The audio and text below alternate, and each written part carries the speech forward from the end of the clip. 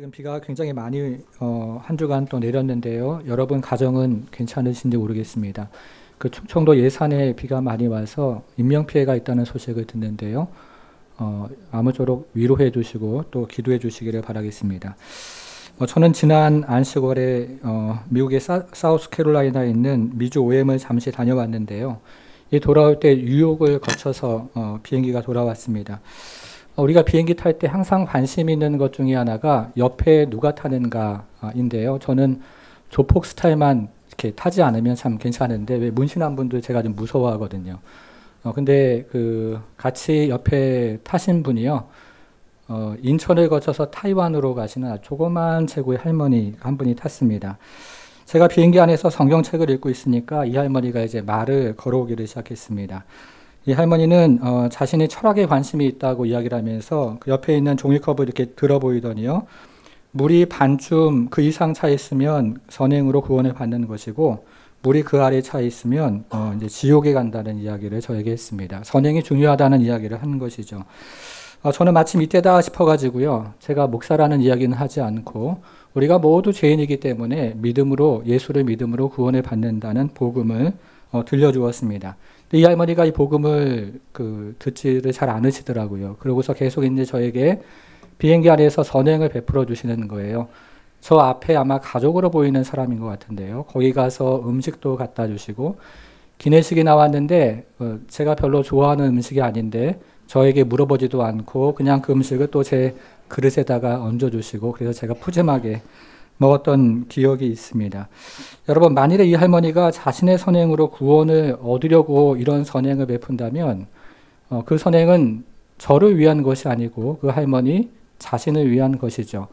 이와 같은 의로운 행동은 사실은 그 의로부터 가까워지는 것이 아니고요. 우리를 의로부터 멀어지게 합니다. 그래서 18세기에 영국의 유명한 설교자였던 조지 비필드는 이런 얘기를 했는데요. 화면을 함께 한번 보시면 우리의 훌륭한 행위들은 수없이 찬란한 죄들과 같다. 이런 말을 했습니다.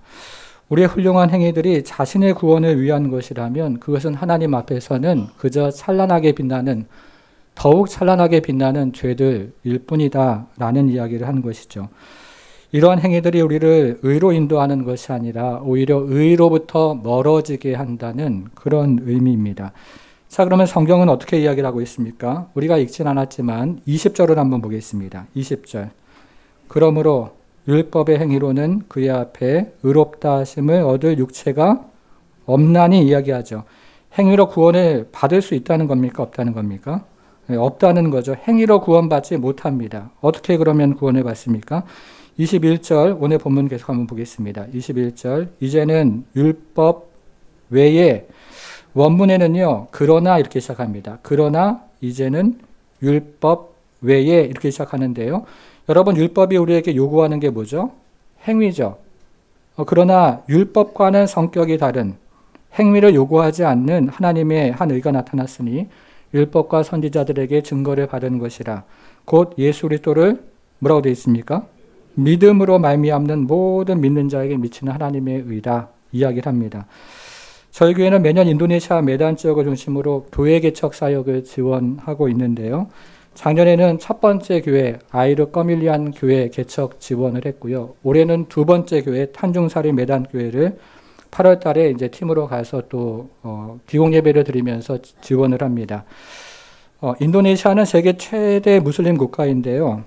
전 세계 무슬림들은 행함으로 구원을 얻기 위해서 5가지 선행을 실천합니다. 그리고 마지막 날이 되면 자신의 선행을 추에 달아보는데요. 한쪽에는 알라의 공의의 추가 있고 다른 한쪽에는 자신의 선행의 추가 있어서 알라의 공의의 추가 밑으로 내려가면 이 사람은 함량미다 지옥 가는 것이고요. 자신의 선행의 추가 밑으로 내려가면 선을 많이 행했다는 의미라서 이 사람은 천국 간다. 이렇게 그들은 믿습니다. 이들은 행위 구원을 믿으면서 마지막까지 구원의 확신 없이 두려움 가운데 살아가는 사람들이 바로 무슬림들이죠. 여러분, 그러면 오늘날의 교회는 어떻습니까? 제가 사랑의 교회에서 청년부 사역을 8년을 했는데요. 마지막 3년은 새가족반 사역을 했습니다. 새로 오는 청년들이 많을 때는 한 주에 60명, 적을 때는 30명 이렇게 오는데요. 대부분이 다른 교회에서 신앙생활을 하다가 수평이동을 하는 그런 청년들인데요. 이들에게 설문조사를 합니다. 그러면 설문조사를 하면 어떻게 구원을 받느냐 이렇게 물어보면요. 70% 혹은 80% 이상이 교회를 열심히 다니고 선행을 하면 착하게 살면 구원을 받는다. 이렇게 대답을 합니다.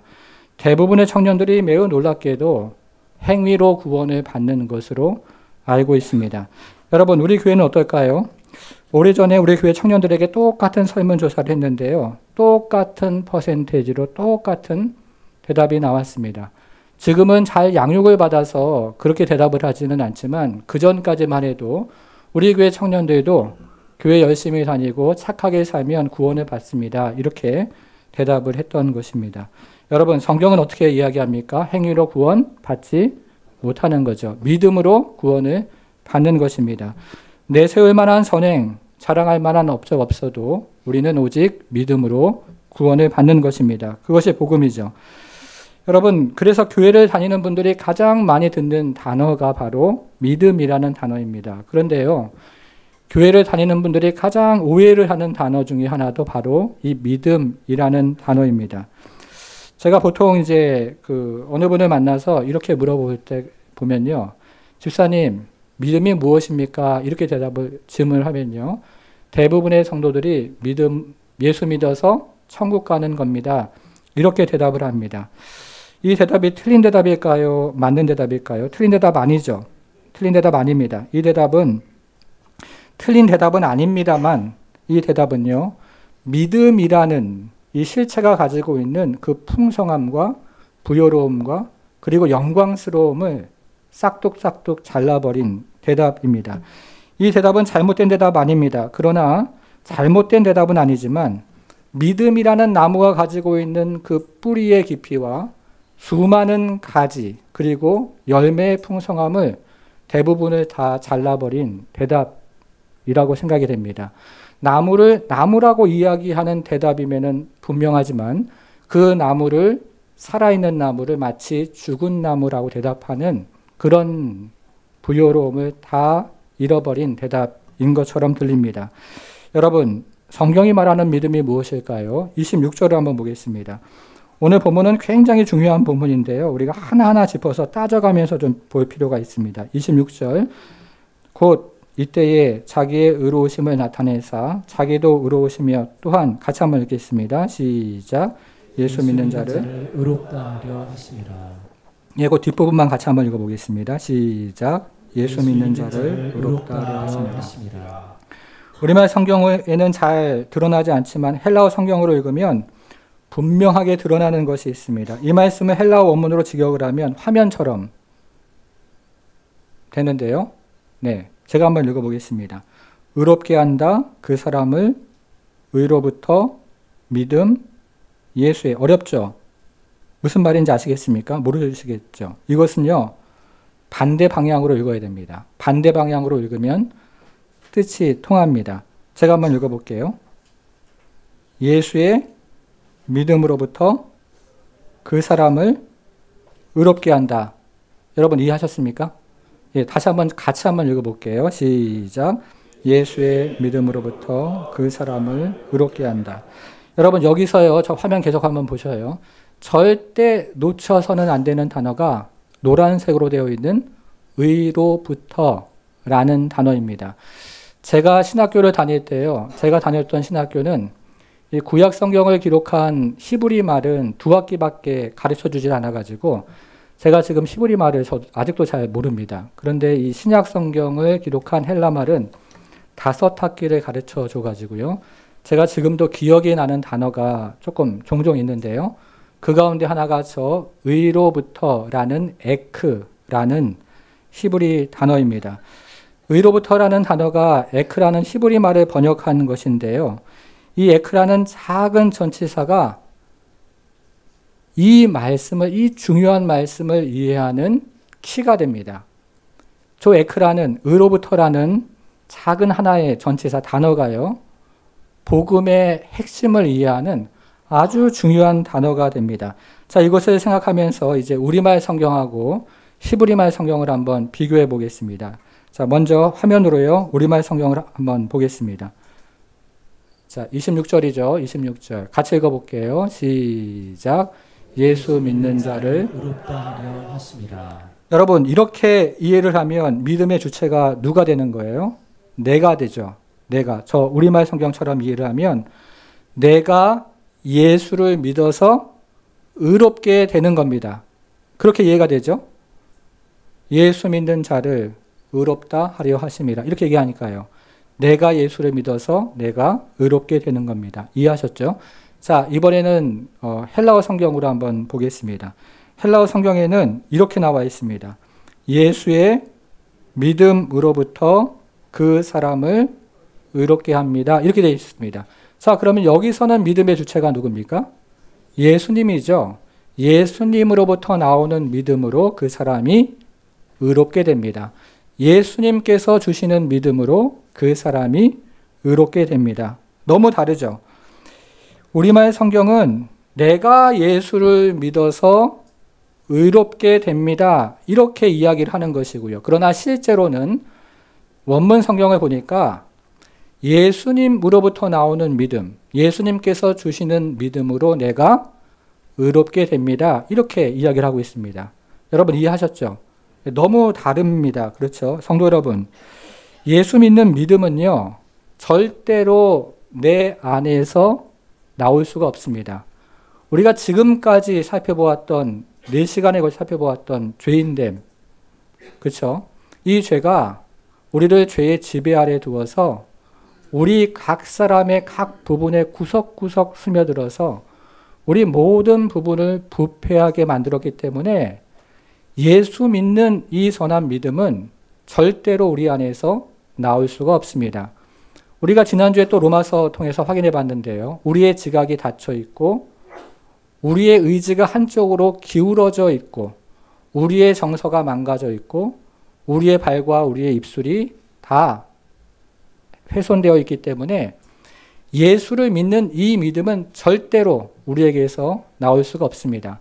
예수 믿는 믿음은요, 하나님께서 주시는 거예요. 예수님으로부터 나오는 것입니다.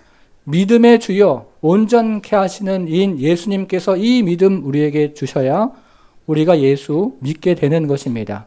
믿음의 샘이요 원천이신 예수께서 이 믿음 주셔서 우리가 예수 믿고 지금 이 자리에 앉아 있는 것이죠. 여러분 믿으십니까? 그리고 이 믿음은요, 우리를 의롭게 합니다. 의롭게. 자, 26절 계속 한번 볼게요. 26절. 또 이때에 자기의 의로우심을 나타내사 자기도 의로우시며 또한 같이 읽을게요. 시작. 예수 믿는 자를 의롭게 하려 하심이라. 우리가 처음 예수 믿을 때요, 이 믿음이 예수님께서 주시는 이 믿음이 우리를 어떻게 합니까? 의롭게 하죠. 아멘이죠. 여러분, 그런데 여기서 이 믿는다, 믿는이라는 말이 있죠. 이 말을 제가 찾아보니까요, 이 말이 현재 분사로 되어 있습니다. 우리가 중학교 때 영어 배울 때 좀 배웠는데요. 이게 무슨 말입니까? 지금도 계속해서 우리를 의롭게 하는 믿음을 부어주신다. 이런 뜻이에요. 지금도 계속해서 우리를 의롭게 하는 믿음을 부어주시는 것입니다. 우리가 예수 처음 믿을 때 의롭게 되는 믿음 주신다 알고 있는데요. 그뿐만 아니라 지금도 계속해서 우리를 의롭게 하는 믿음을 주님께서 부어주신다는 것입니다. 그래서 우리의 믿음이 역사를 해요. 하나님 앞에 나오게 되는 것입니다. 자, 다시 앞으로 가서 22절로 한번 가보겠습니다. 22절 보니까요. 곧 예수 그리스도를 믿음으로 말미암아 이렇게 되어 있죠. 무슨 말이라고 했습니까? 예수님으로부터 나오는 믿음으로 말미암아, 예수님이 부어주시는 믿음으로 말미암아 모든 믿는 자에게. 자, 이제 믿음이 생겼어요. 그리고 이 믿음이 우리 안에서 역사를 합니다. 그런데 이것도 현재 분사로 되어 있습니다. 이게 무슨 말이냐면요. 만일에 이 구절이, 이 말이 여기에 나오는 믿음을 과거 시제로 표현하면 이 믿음은 우리가 예수 처음 믿을 때 있잖아요. 예수 처음 믿을 때만 의롭게 하는 믿음입니다. 그 이후에는 우리가 사는 거 봐서, 우리의 행위 봐서 하나님이 우리를 의롭게 해주시던지 말던지 그건 이제 그 이후의 문제다. 이렇게 이해가 되는 것입니다. 그러나 여기에 나오는 믿음이라는 말이 현재 분사이기 때문에 이 믿음은 계속해서 지금도 우리를 의롭게 하는 믿음이다. 이렇게 이해가 됩니다. 지금도 우리의 행위와 상관없이, 우리의 공로와 상관없이 예수 공로 의지하는 모든 사람에게 지금도 의롭게 하는 믿음인 것입니다. 여러분, 정리를 하면 우리가 가진 믿음은 누가 주십니까? 예수님이 주시죠. 그리고 이 믿음은 우리가 처음 예수 믿을 때만 아니라, 그때만 우리를 의롭게 하는 믿음이 아니라 지금도 우리의 행위와 상관없이 우리를 의롭게 하는 믿음인 것입니다. 지금도 우리의 행위와 상관없이 우리를 의롭게 하는 믿음이 바로 이 믿음이고, 그것이 바로 복음인 것이죠. 여러분, 이해하셨습니까? 여러분, 그런데 오늘날 성도들이 오해하는 것이 바로 여기에 있습니다. 예수 처음 믿을 때의 믿음과요, 그 이후의 믿음이 다른 믿음이라고 생각을 하는 거죠. 예수 처음 믿을 때는 믿음으로 의롭게 된다고 그렇게 정말로 믿는데요. 그 이후에는 우리가 하는 거 봐서, 우리 행위에 따라서 하나님이 우리를 의롭게 해주시기도 하고 그렇지 않게 해주시기도 한다. 이렇게 생각을 한다는 것입니다. 한 주간 신앙생활 열심히 하고 세상에서 선하게 행동하면 그때 하나님께서 우리를 의롭게 해주시고, 그렇지 않으면 의롭게 해주지 않는 것으로 그렇게 오해를 한다는 것이죠. 여러분, 이것이 어떤 오해로 이어지냐면요, 구원받는 믿음과 우리가 믿음 생활하는 이 믿음, 그 믿음이 다른 믿음이라고 생각을 합니다. 구원받은 믿음과 풍랑을 잠잠케 하는 믿음, 시험을 이겨내는 믿음, 병을 고치는 믿음, 그 믿음이 서로 다른 믿음이라고 생각을 한다는 것입니다. 여러분, 그러나 전혀 그렇지가 않습니다. 구원받은 믿음이요, 풍랑을 잠잠케 하는 믿음이에요. 그리고 구원받은 믿음이요, 시험을 이기는 믿음입니다. 그리고 구원받은 믿음이 마귀를 쫓아내는 믿음이고 병을 고치는 바로 그 동일한 믿음이라는 것이죠. 여러분, 여러분에게 구원받은 믿음이 있습니까? 그렇다면 여러분에게 풍랑을 잠잠케 하는 믿음도 있습니다. 같은 믿음이에요. 여러분에게 구원받은 믿음이 있으면 여러분에게 시험을 받은 믿음이 있다는 것이죠.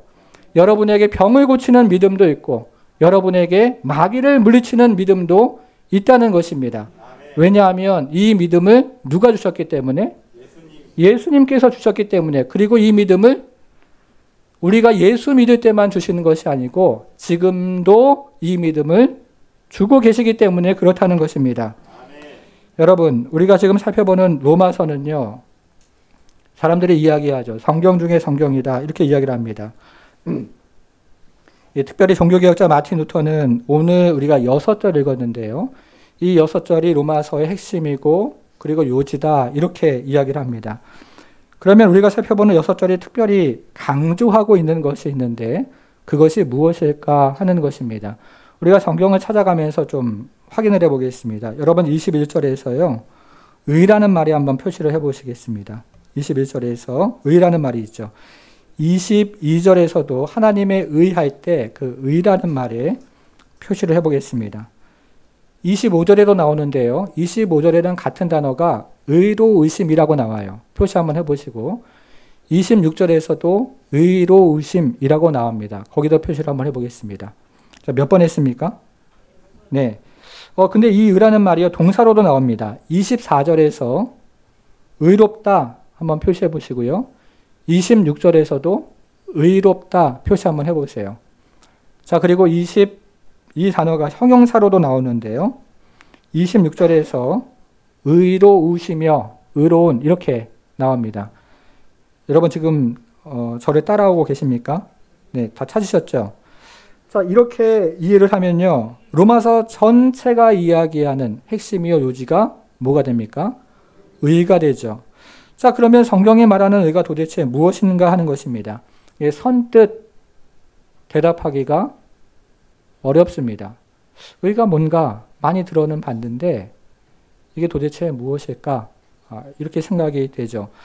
우리가 교회를 오랜 동안 다니면서도 이 성경이 말하는 가장 중요한 진리, 우리가 지금 그런 진리를 살펴보고 있는데요. 죄라든가 믿음이라든가 그리고 의와 같은 이 단어들에게 크게 관심이 없는 것은 이것이 우리 실제 생활과 별로 연관이 없어 보이는 것처럼 들리기 때문에 그렇습니다.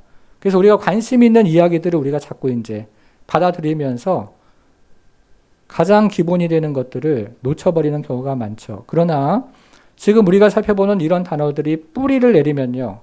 우리의 신앙생활이 가지가 쳐지고 열매를 맺으면서 정말 풍성하고 이 세상을 살아나갈 수 있는 힘과 능력을 경험하는 것입니다. 자, 그러면 여기서 말하는 의가 무엇일까요? 교회는 역사를 통해서 여기에 등장하는 의를 크게 두 가지로 해석을 해왔습니다. 먼저 로마 카톨릭 교회는 로마서에 등장하는 의를 하나님의 공의라고 해석을 했습니다. 로마 카톨릭 교회가 로마서에 나오는 의를 하나님의 공의라고 해석한 데는 나름대로의 이유가 있는데요. 그 시대에서 하나님의 공의가 굉장히 드러나고 부각이 되는 시대였고 성경을 볼 때 하나님의 공의가 없으면 그런 하나님을 믿기가 어렵다고 생각을 했기 때문에 그런 것입니다. 그래서 로마 카톨릭 교회는 여기에 나오는 의를 하나님의 공의라고 해석을 했고 지금도 카톨릭 교회는 로마서에 나오는 이 의를 하나님의 공의라고 해석을 합니다. 종교개혁자 루터도요. 처음에는 이 로마 카톨릭 교회의 전통을 따라서 로마서에 나오는 이 의를 하나님의 공의라고 이해를 했습니다. 루터가 1505년에요. 수도원에 들어가서 열심히 경건 생활에 매진을 했습니다. 날마다 시간에 맞춰서 기도하고 금식하고 그리고 고해성사를 했는데요. 어찌나 고해성사를 열심히 했던지 그를 담당했던 신부가 너가 정말 죄 같은 죄 그런 거 짓기 전에는 더 이상 나를 찾아오지 말아라 이렇게 말할 정도로 고해성사를 열심히 했습니다. 그런데 루터는요. 이렇게 철저히 경건 생활을 하는데도 그 마음 가운데 평안이 없는 것입니다. 왜냐하면 로마 카톨릭 교회가 이해한 대로 여기에 나오는 의가 하나님의 공의라면 아무리 경건 생활을 한들 이 하나님의 공의에 자신이 미달되는 것을 너무나 잘 알았기 때문에 그렇습니다. 그래서 하나님의 의를 하나님의 공의로 해석하는 로마 카톨릭 교회의 가르침은 이 루터를 더욱 깊은 절망의 수렁이에 빠져들게 만들었던 것이죠. 자, 여러분, 여기에 등장하는 의는요, 하나님의 공의가 아닙니다. 그럼 무엇일까요? 자, 21절을 한번 보겠습니다. 21절. 이제는 율법 외에 하나님의 뭐가 나타났다고요? 의가 나타났으니 율법과는 성격이 다른 행위를 요구하지 않는 하나님의 한 의라고 했으니까 하나님의 공의가 당연히 아니겠죠.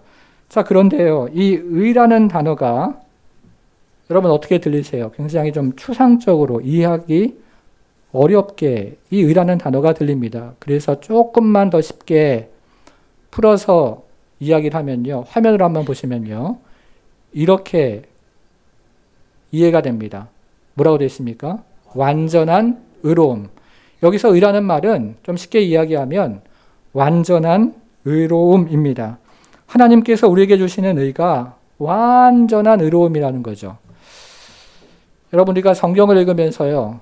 여러분에게 성경에 나오는 의로운 사람 3사람만 대보십시오. 라고 제가 물으면 어떻게 대답을 하시겠습니까? 네. 네. 네. 정답을 또 이야기를 하는데요. 우리가 성경을 볼 때 여러 사람들이 참 실수하고 또 여러 사람들이 또 넘어지는 걸 보는데 지금 에스겔 14장에 14절에 이렇게 이야기하고 있습니다. 지금 3사람 지금 딱 나오는데요. 첫 번째 좀 틀려야지 제가 이렇게 설교할 때 재미가 있는데 정답을 지금 말했습니다. 첫 번째 사람이 누굽니까? 노아. 두 번째 사람은 다니엘. 세 번째 사람은 욥인데요. 노아는 120년 동안 방주를 지으면서 하나님 앞에 순종을 했는데요. 그 순종의 기간이 이 사람의 믿음을 얘기해 주는 사람입니다. 두 번째로 다니엘은요. 바벨론 포로로 끌려가서 정말 신실하게 믿음 생활을 했는데요. 이 사람은 신앙생활을 했던 환경이 이 사람의 믿음을 이야기해 주는 사람이죠. 마지막으로 욥은 그 사람의 고난이 그 사람의 믿음을 이야기해 주는 그런 사람입니다. 그래서 이 사람들은 인간이 도달할 수 있는 최고의 의로움의 그 경지에 도달한 사람이 바로 여기 나오는 이 사람들입니다. 여러분, 하나님께서요, 저와 여러분들을 이런 사람들처럼 의롭다 이렇게 말씀해 주시면 얼마나 좋을까요? 김장로, 너가 노아처럼 정말 의로워 이렇게 말씀해 주시면, 이권사, 너가 다니엘처럼 참 의롭구나. 박집사, 너가 욥처럼 참 의로운 사람이야. 이렇게 한마디 딱 해주시면 정말 기분이 좋을 것 같습니다. 그런데요, 우리 하나님께서 우리에게 값없이 주시는 의는 이 정도의 의가 아닙니다. 이런 정도의 의가 아닌 거죠. 자, 22절 보겠습니다. 21절부터 보면, 이제는 율법 외에 하나님의 한 의가 나타났으니 율법과 선지자들에게 증거를 받은 것이라. 곧 예수 그리스도를 믿음으로 말미암아 모든 믿는 자에게 미치는 어떤 의라고요? 하나님의 의. 하나님의 의라고요. 하나님의 의. 우리에게 값없이 주시는 의는요, 어떤 경지에 도달한 인간의 의가 아니고 하나님의 의라는 것입니다. 여기에 바로 성도의 영광과 존귀함이 있습니다.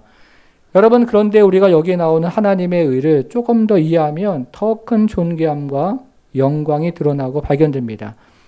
여기 나오는 하나님의 의는 하나님으로부터 나오는 의라는 의미도 있고 하나님께서 부어주시는 의라는 의미도 있지만, 여기에 나오는 하나님의 의는요, 하나님 자신의 의라는 뜻이 있어요. 하나님 자신의 의. 하나님으로부터 나오는 의, 하나님께서 부어주시는 의가 아니고 하나님 자신의 의로 우리를 의롭다 하신다는 겁니다. 여기 바로 성도의 영광이 있고 성도의 존귀함이 있는 것입니다. 성도 여러분, 별로 감동을 안 받으시는데요. 정말 이것은 너무나 놀라운 신비이고 너무나 놀라운 영광입니다. 여러분들은 우리에게 값없이 선물로 주어진 이 의가 하나님 자신의 의라는 것이 지금 이 한순간에 정말 이해가 되십니까? 하나님께서 값없이 우리에게 선물로 주시는 의가 하나님 자신의 완전한 의라는 것이 정말로 이해가 되십니까? 하나님 자신의 인격적인 의가 더 이상 예언 속에 머물러 있지 않고 이 땅에 예수 그리스도의 십자가를 통해서 들어와서 우리에게 하나님 자신의 의가 주어진 것입니다. 바로 여기에 성도의 무한한 영광이 있고 존귀가 있는 것이죠. 여러분, 이처럼 놀라운 의가 누구에게 주어졌을까요? 자, 22절로 한번 가보겠습니다. 22절. 곧 예수 그리스도를 믿음으로 말미암아 모든 믿는 자에게 미치는 하나님의 은이 차별이 없느니라. 이처럼 놀라운 의가 누구에게 주어졌어요? 모든 믿는 자에게. 여기서요, 우리말 에게라는 단어가 헬라어에서는 전치사인데요. 이 말을 이해하는 것도 매우 중요합니다. 에게라는 단어가 헬라어에서 에이스라는 전치사인데요. 안으로라는 의미를 가지고 있습니다. 하나님 자신의 의를 어디에요? 우리 안에 두셨다. 그런 의미예요. 하나님 자신의 그 완전한 의로움을 우리 안에 두신 것입니다. 바로 여기에 성도의 놀라운 영광과 존귀함과 지복과 존영이 바로 여기에 있는 것입니다. 이것을 종교개혁자 루터가 깨달았습니다. 루터가 수도원에서 경건 생활을 하다가 깊은 절망에 빠졌을 때 이 루터의 성경 공부를 도와준 스승이 있었습니다. 그 전까지 루터는 카톨릭 전통에 따라서 라틴어 성경을 가지고 성경을 보다가 처음으로 신약 성경을 기록한 헬라어 성경으로 성경을 보는데요. 그 헬라어 성경을 보면서 여기에 나오는 의가 하나님의 칭의라는 사실을 깨달은 것입니다. 그러면서 루터는 여기에 나오는 하나님의 의가 죄인을 심판하는 하나님의 공의가 아니고요, 죄인을 하나님 앞에 서게 하는 하나님의 칭의라는 사실을 이해했습니다. 경건하지 않은 자를 심판하시는 하나님의 공의가 아니고 경건하지 않은 자를 경건하다 말씀하시는 하나님의 칭이라는 사실을 깨달은 것입니다. 복음을 발견한 것입니다. 여러분, 우리는 이전에 어떤 존재였습니까? 23절로 한번 가보겠습니다. 23절. 자, 같이 읽어볼게요. 시작. 모든 사람이 죄를 범하였음에 하나님의 영광에 이르지 못하더니. 자, 우리가 창세기 3장에서 죄가 어떻게 이 땅에 들어왔는지를 보았는데요. 죄가 이 땅에 들어와서 모든 세상과 인생의 영광과 지복을 다 망가뜨렸습니다. 그리고 나서 12장에 아브라함이 등장하기 전까지 저주라는 말이 정확하게 5번 나오는데요. 온 세상의 인류가 저주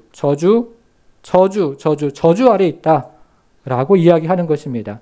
그런데 아브라함과 함께 이 복이라는 말이 정확하게 5번 등장을 해서 이 세상에 임한 저주를 되돌리는데요. 내가 내게 복을 주겠다. 내가 너에게 복을 주겠다. 내가 너에게 복을 주겠다. 내가 너에게 복을 주겠다. 그리고 내가 너에게 또 복을 주겠다. 이런 약속이 정확하게 5번이 나옵니다. 그리고 이 예언은, 이 약속은 예수 그리스도의 십자가를 통해서 이루어지죠.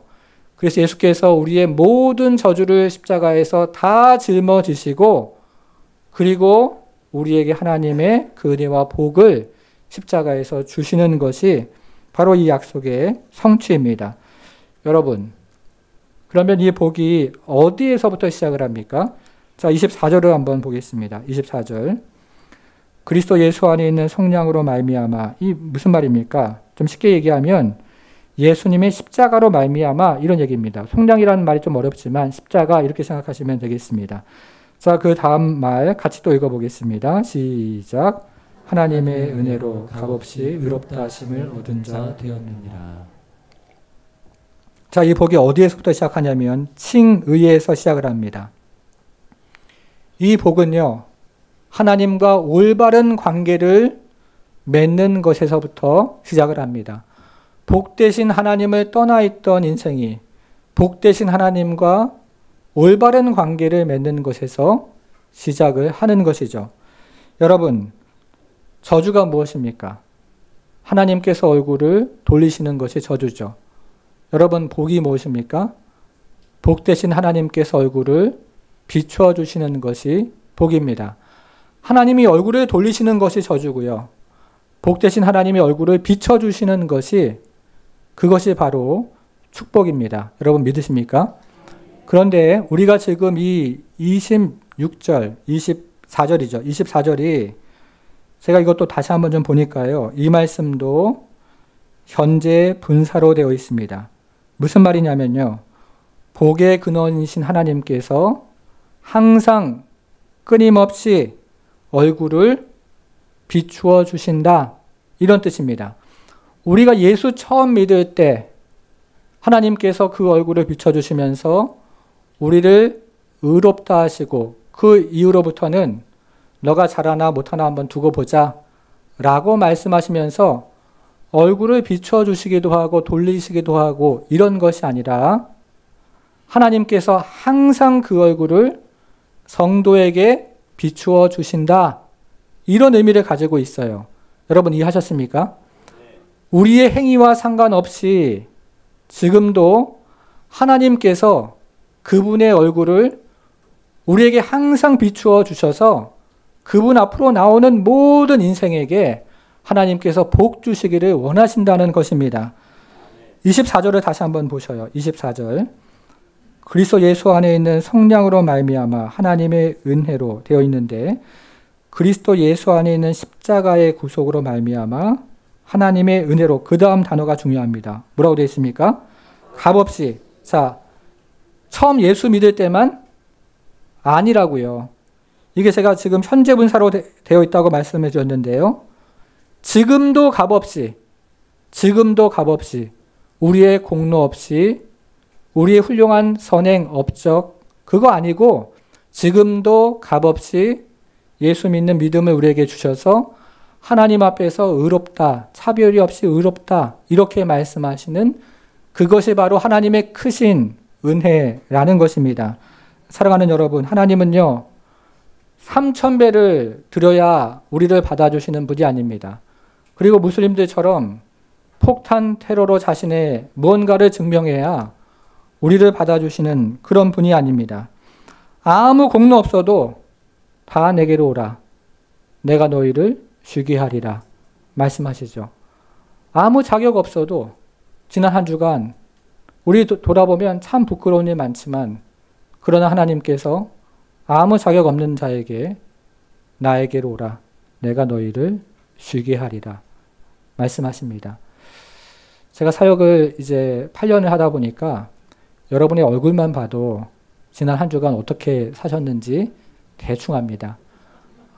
한 주간 이렇게 잘 사신 분들은 약간 어깨가 약간 이렇게 올라가가지고 이렇게 약간 교만과 자랑과 이런 게 약간 섞여 있고요.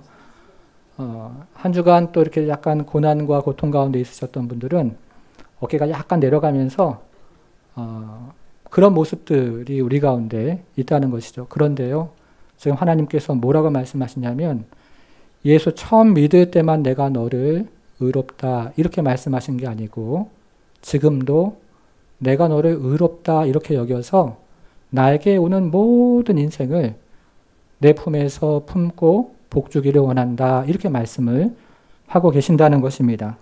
사랑하는 여러분, 우리 하나님은 지금도 아무 공로 없는 우리에게 사랑하는 내 아들아, 사랑하는 내 딸아, 내가 지금도 너를 의롭게 여겨서 내 품으로 오너라. 내가 너에게 복주기를 원한다.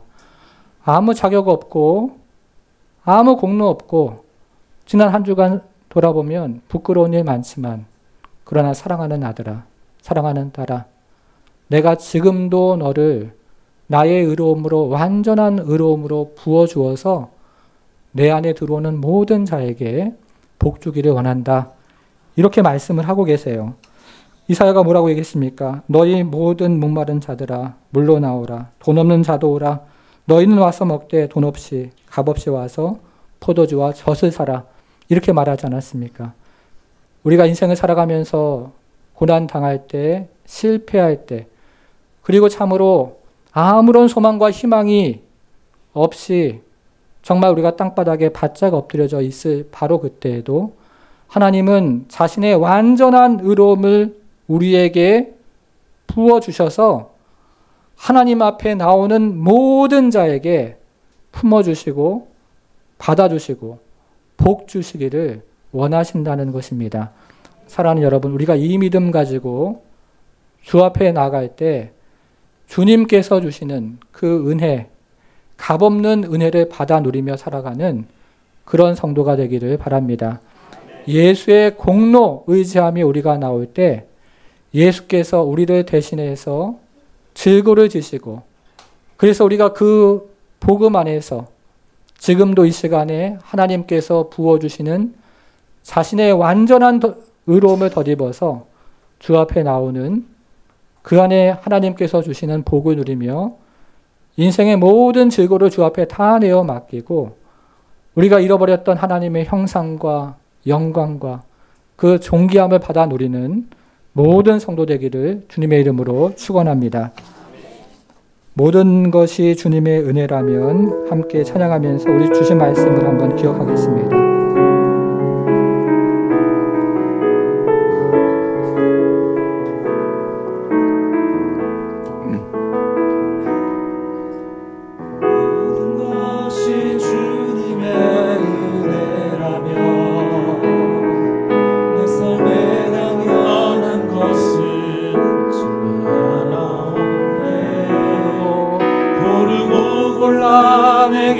주신 것이라면 내 삶에 버릴 것은 전혀 없네. 내 마른 땅에서도 날 만족해 하시며 나로 물이 끊이지 않는 반드시 주님 나의 피곤한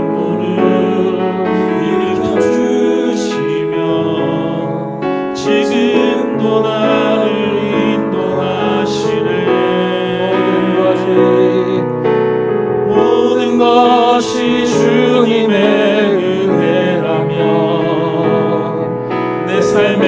당연한 것은 하나 없네.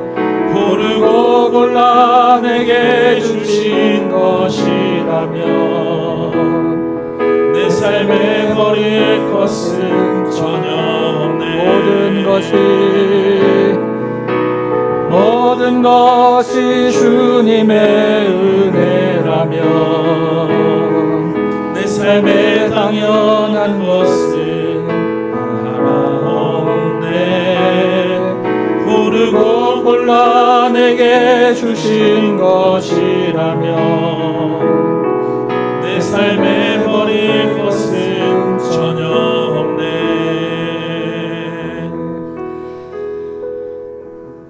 사랑하는 여러분, 우리는 선행으로 하나님과 올바른 관계를 맺는 것이 아니라 지금도 믿음으로 하나님과 올바른 관계를 맺습니다. 처음 예수 믿을 때 하나님께서 우리를 의롭게 하셔서 그 앞에 세우실 뿐만 아니라 지금도 행위와 상관없이 하나님은 우리에게 자신의 완전한 의로움을 쏟아 부어주셔서 하나님 앞에 세우게 하시고 그 안에 있는 복과 영광과 은혜 안으로 들어가게 하시는 것이 바로 우리 하나님의 마음입니다. 여러분, 우리가 정말 인생을 살아가면서 어려울 때가 언제입니까? 하나님께서 마치 나를 외면하시는 것 같을 때 아닌가요? 하나님께서 나에게로부터 얼굴을 돌리고 계신 것 같은 그런 느낌을 받을 때 아닙니까? 여러분, 그런데 오늘 본문 말씀이 뭐라고 우리에게 이야기하고 있습니까? 하나님은요, 예수 처음 믿을 때만 우리를 의롭게 하셔서 하나님과 올바른 관계를 맺게 하시는 것이 아니라 지금 이 순간에도 인생을 살아가는 그 영원토록 항상 끊임없이 수많은 실패의 순간과 수많은 절망의 그 순간, 모든 소망이 사라지는 그 순간에도 우리가 믿음으로 하나님과 올바른 관계를 맺을 수 있다고 이야기하는 바로 이것이 복음입니다. 사랑하는 여러분, 하나님은 절대로 우리를 외면하시거나 얼굴을 돌리시는 분이 아닙니다. 우리가 오해했습니다. 문제는 우리가 하나님 앞에 나아가는 것입니다. 죄가 있다면 그 죄를 회개하고 나아가는 것이고, 믿음이 연약하다면 예수께서 주신 믿음임을 믿고 우리가 그 믿음으로 또 나아가는 것입니다. 사랑하는 여러분, 저와 함께 그런 인생 한번 살아보지 않겠습니까? 예수 안에 복이 있음을 믿고 하나님 안에 복이 있음을 믿고 여전히 연약하고 부족한 인생 살아가지만, 그러나 주께서 주신 믿음으로 하나님께서 우리에게 쏟아 부어주시는 자신의 의로움으로 하나님 앞에 나아가 그 안에서 기도하며 성도의 영광과 성도의 존귀함과 성도의 그 은혜를 누리며 살아가지 않겠습니까? 이 시간에 함께 우리가 기도하기 원합니다. 주님께서 우리를 향해서 눈을 돌리지 않는 그 주님, 이제 깨달았사오니 주님 앞에 내가 항상 나아가는 성도로, 그리고 그 안에서 복을 누리며 살아가는 존귀하고 영광스러운 은혜를 누리며 살아가는 성도의 인생을 살아가게 하옵소서 하는 마음 가지고 함께 우리 잠시 기도하겠습니다. 하나님 아버지, 지금 이 순간에도 지난 한 주 동안 인생의 질고와 곤고함과 하나님 실패와 또 절망 가운데 이 자리에 나온 성도 없습니까? 주님, 또 건강과 경제적인 어려움 때문에 하나님 아버지 참 인생의 두려움을 가지고 이 자리에 나온 성도 없습니까? 주님, 지금 이 시간에도 자신의 완전한 의로움을 우리 가운데 쏟아 부어주시고 우리 가운데 두셔서 우리를 의롭다 칭하시고 하나님과 올바른 관계를 맺게 하셔서 그리스도 예수 안에 있는 그 놀라운 복으로 우리를 하나님 복 주시기를 원하시는 그 하나님, 하나님께서 우리 사랑하는 성도들에게 하늘의 영광과 존귀와 하나님 아버지 참 이 땅에 기름진 것과 하나님 아버지 하늘의 그 지복을 쏟아 부어 내려주셔서 참으로 성도의 존귀함을 가지고 이 땅을 살아갈 수 있도록 우리 하나님 역사하여 주옵소서.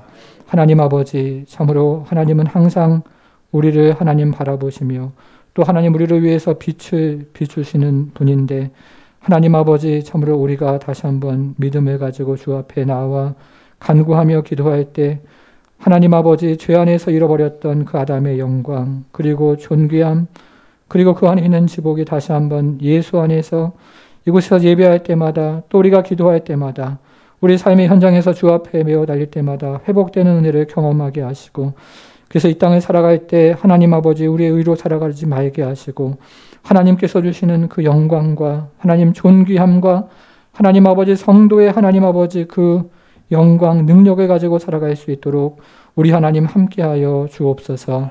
이제는 우리 주 예수 그리스도의 은혜와 하나님의 크신 사랑과 성령의 감화 감동 충만케 하심이 우리에게 보배로운 믿음 주시고 의롭다 칭하시고 복의 근원이신 하나님 안에서 복 주심을 고백하는 모든 성도들 머리 위에 이제부터 영원토록 함께 하실지어다.